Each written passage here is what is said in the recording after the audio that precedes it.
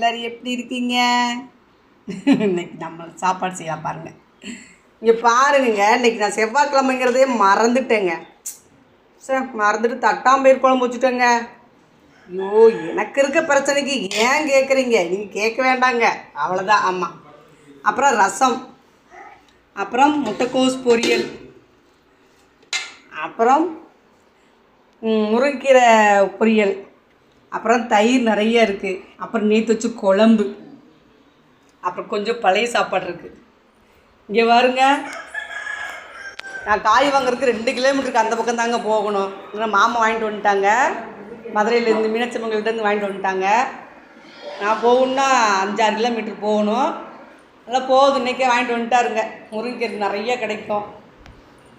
இது 10 நாளைக்கு தாட்டுமில்லைங்க, போதும் போங்க. ஆமாங்க, சரிங்க, பாய். லைக் பண்ணுங்கப்பா.